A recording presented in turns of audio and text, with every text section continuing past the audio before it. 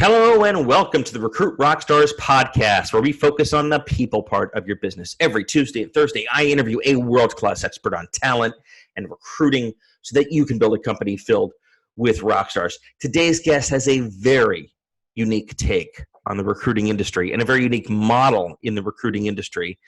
And I'm happy to have her on because she's been doing this now for coming up on a decade. Somehow started as a math teacher and made her way to becoming a recruiter. We're going to figure out how she did that.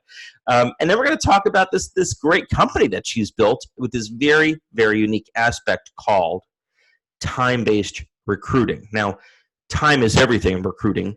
You as a listener, I'm sure, can't get people in seats fast enough.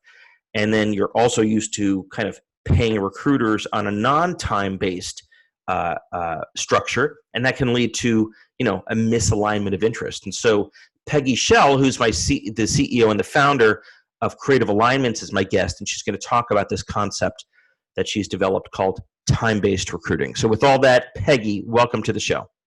Thank you. Appreciate it. It's great to be here. My pleasure. You're out near Boulder, is that right? Yeah, our headquarters is in Boulder. Rough place to live.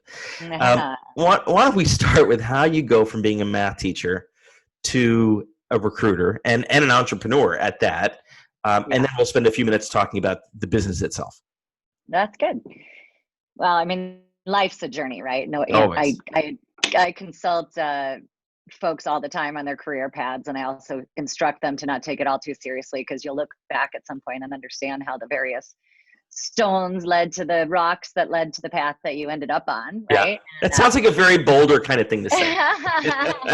The flat irons too, but so I was a math teacher I actually had been a pre-med student. Yep. So I really had planned on being a doctor. That was my plan for years and years and years. I worked at a hospital this summer going into my junior year, and I said, oh my gosh, this is not for me. Yeah. And was it the blood or something else? No, just the lifestyle and the hospital setting, and it just was not my thing. So I had taken all these math courses at that point. My sister was a math teacher. It just seemed like the obvious major. And I also knew as soon as I graduated from Northwestern that I wanted to move to Colorado. So it was my path to Colorado. Got it. Graduated, I got a teaching job in Denver, and so that's what got me there. It was never my plan to do for a long time. It was excellent, fun. I was 22 teaching 18-year-olds, Algebra 2. Who knows? So, and then I met my husband, who was living in Boulder, and he's an entrepreneur from the womb, which I would say I was not, or am not. Yeah. I don't know, I guess he was maybe 26 or so at the time, was running a company that he had just purchased, and he needed help. So I just started helping him. You dove in. This is a year or two later, right? And I decided to leave teaching, and I just started helping. And what I helped with was recruiting. Well, it's how so many entrepreneurs, they kind of fall into it, right? And it's baptism by fire. And it sounds like you've certainly stood the test of time. Now you're coming up on 10 years in this business, which I give you a ton of credit, especially in the recruiting industry where there's a lot of turn. So let's talk briefly about how big is the business. So in terms of people, or however you kind of measure it, how big is Creative Alignments? Yeah. So we're about 30 people right now, about $4 million in revenue, and just consistent organic growth since day one, really. Terrific. Yep. And your focus has been time-based recruiting. So why don't we start with what the heck that is, how it works, and then we can get into when it does make sense, when it doesn't make sense, et cetera. So I think just as a setup for the listener, most of us are used to, there's a lot of recruiting models out there, but for the most part, contingency or retainer. Contingency, you pay upon hire, so there's no risk, if you will, except the risk that you don't find anybody, just kind of a big risk. And retainer, where you're paying regardless, but you're really engaging or retaining someone on a consulting basis to fill the role, right? Would you agree those are the two basic models? I like it. Yep, I agree. So you've pioneered a third model of recruiting called time-based recruiting. How does that compare to the two? How does it compare? Well, by that I mean people are probably used to those two. So, so if I engage you, if I engage Creative Alignments, how does it work?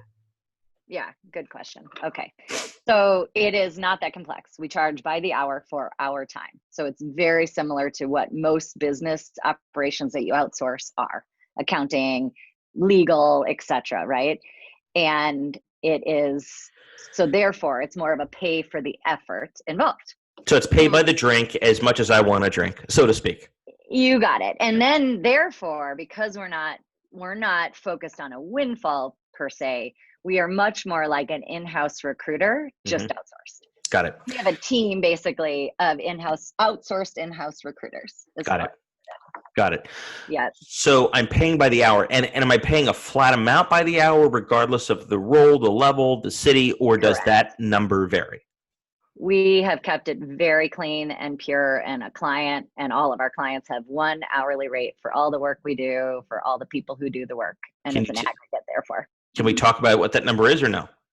Sure, it's $175 an hour. Okay, so I pay $175 an hour. Although I will say, if I can, just early on, $175 an hour might sound high to some people. So it's actually more important to look at the aggregate, and that is where we end up, which is the number of hours, right? If it takes 10 hours, it was a steal. That's right. So we have averaged around 10% of the first year salary. Got it. And that even accounts for the times where we work on roles that we don't fill for our clients because they fill them on their own, or they put the search on hold. That's kind of the blended average all rolled up. Yeah, you got it. So, so this is a very flexible model where an employer might not want the whole enchilada, or they may not have a huge budget. This is another viable alternative to the other two primary models. Yeah. So a great example, RX Bar right in your neighborhood. Sure. We did much of their hiring from about 20 people until they got acquired by Kellogg's. And we sometimes, at the very beginning, we were doing all of it. Then they hired an in-house team and an HR team. Then we augmented them. And at times, their team would say, hey, we have way too many applicants. Can you review them and screen them? And then other times they would say, we don't have enough applicants. Can you please source only? Yeah. And other times they would say, can you take the whole search on? So it was, they loved that we could customize things accordingly. What led to, let's rewind the clock. What led you started the firm 10 years ago, or coming up on 10 years ago. What led to this innovation? What was it about contingency and retain that you felt was broken or at least missing? Yeah, good question. So when I was at the design firm that my husband was running, I didn't know anything about recruiting. So I hired a recruiter, outsourced. Sure. And it was contingency based. And we paid the big fees twice. And both times the candidates were fine. They served the purpose. They found them really quickly. And I just felt like, whoa, sorry. Like I felt like apologizing a little bit not to my husband so much, but just to the concept. And so I just taught myself recruiting at that point because I knew I could. Because of how expensive it was. Because of the cost and and in my opinion, the misalignment with the effort, right? Like if it took them forever to find it, we should have paid that much, but it didn't. And in some respects, that's great, right? They had it right there, but. So the insight was it should be proportionate to the difficulty of the search and how long the search takes.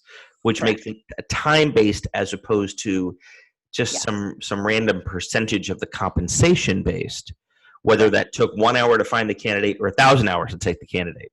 Correct. Got it. And so therefore, as we got into it, and first of all, this is what I was doing then on my own after I left there as a consultant, charging for so contract recruiting is not that unusual, right? You can find individuals charging by the hour. And then because I grew the company, I didn't take in investment capital or, decide I'm going to grow this big company. I just grew it beyond what I could handle for the amount of work I could handle. So I just hired people to offload some of that work and I made a cut of their hourly rate, basically. Got it. So, and then I was challenged at one point to say, do I want to offer more options or just be pure and time-based recruiting? And I want to get to that one in a second because that's a fascinating question that so many entrepreneurs deal with. So the innovation here is, like you said, the listeners can find a whole lot of hourly based recruiters. I mean, you can find them on Upwork and a bunch of other places. The innovation here is it's a one-stop shop. It's a whole firm. And that is the model of the firm, which gives you a much broader ability to service clients. Yeah, Okay, got it. right. Now we've got, 26 recruiters Yep, who are all collaborating. There's no yep, competition between them. yep. Everybody shares leads. Yeah. And so they all work on a search. Um, No, they don't all work on a search. They just are collaborative with okay, each other with their candidates. There's no candidate ownership because nobody's being paid by the commission either. got it. Either. I understand. So now let's get That to the makes sense. interesting question that you raised, because you're Yeah. a great entrepreneur and you've built this Thank you. business successfully. You're faced with this question, Peggy, a few years ago, I guess. Yeah. Do I branch out and broaden into whatever type of Yeah. services? Mhm. What were you thinking might come next? And ultimately, why did you decide it was not a good idea? Yeah, well, two things happened. One is when I started it, I did call out HR services as well because I thought I needed more variety than just recruiting. Yep. And several years later, after not at all trying to even sell that because it's not my comfort zone, it's not what I like doing, Yeah. I Yeah. realized that's silly. Let's What focus kind of on what we HR services, like payroll or? Well, at the time I had come from being a quote unquote HR director. I didn't get Oh, trained in it, but so yep. it was the broader HR consulting. But now actually we partner with awesome HR companies and Yep. who Let them on this specialize. recruiting, right? Yep. Exactly. And so, but we did have a couple clients that had asked us if we could do contingency based recruiting. And one time we were like, all right, let's try. And sure enough, it was just not like they were very transactionally focused. We were not feeling like we could partner with this company and really get the information we needed to be successful. And they were using other firms. And so we were tripping over each other. So the exclusivity that comes from a client paying Right. it like a retained search. So I do believe that on the retained side, that's actually a positive is that you actually have a recruiter focused on your work, Yes. Yes. not kind of losing interest if they're not, being successful in the first week or two. Yep.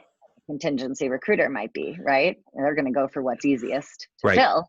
Right. And so So that's what yeah. led you away from broadening Yeah, to and it just contingency. wasn't fun. It wasn't what I wanted to do. I never built this company with I have to have it at a certain size. So at every stage I've been fortunate enough Yeah. to Yeah. do what I believe is the right way to be. And it's just, I could make far more money if we did contingency or retained. Of course. Of course. But you've kept it Trust me. pure.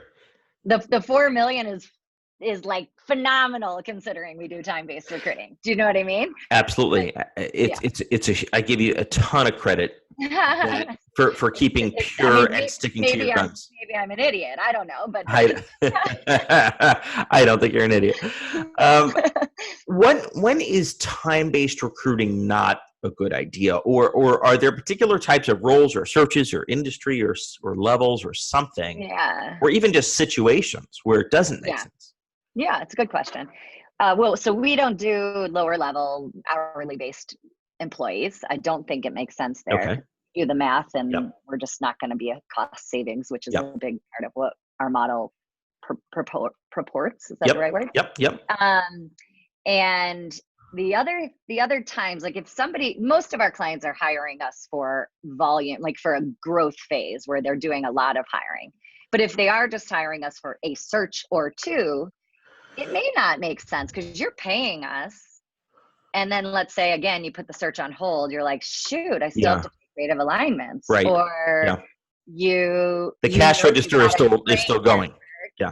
yeah, so you're paying for our time regardless, right? Or if you're not real sure on what you're looking for and you just want to like really use the recruiting process as your research, Yeah. contingency makes more sense, Yep. maybe. Yep. But if you're really serious about a search, or again, you're looking at the aggregate of many, many hires, it's going to work out to be a really great choice. And then at some point, it actually does make sense for you to bring in recruiting in-house and have us be the supplements to them. Got it. So we've made that transition with clients often.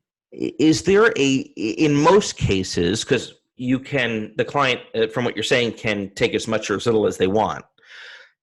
How far do you usually go? Does it usually go the whole duration of the search, or do you usually stop short of a full duration? That's a good question. It depends how you define that. Most of our clients are hiring us for a start to finish Okay.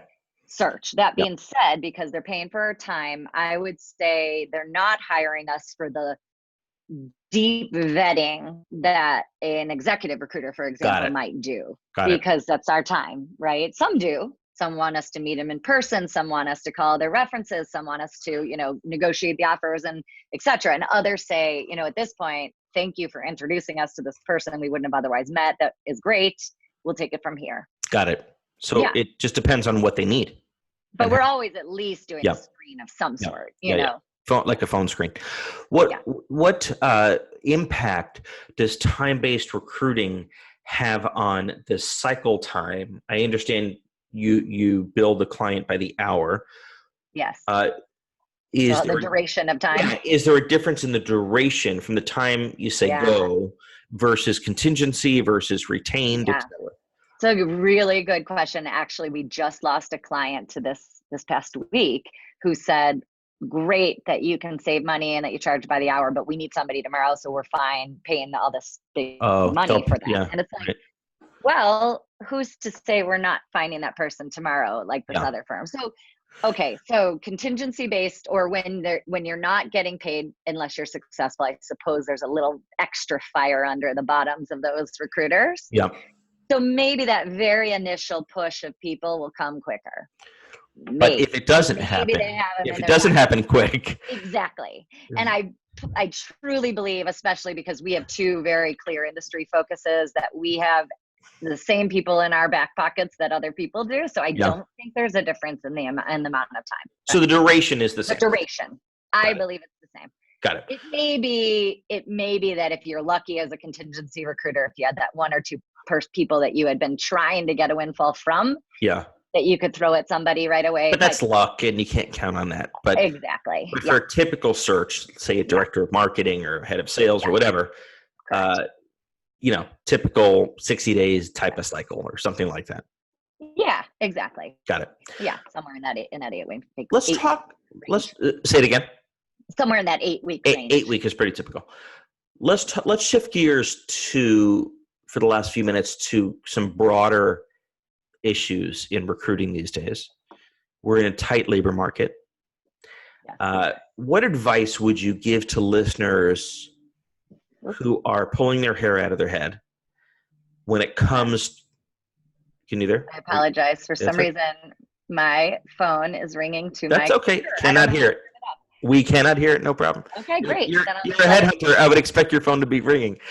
That's funny. Yeah. What advice would you have for listeners who are pulling their hair out of their head with how difficult it is to hire people these days? Can you hear me? I can hear you fine. Can you hear me? Peggy, I hear you. I hear you perfectly. Are you there? Can you hear me? Peggy, hello? Hello? Peggy? Peggy? Hello? Peggy? Peggy?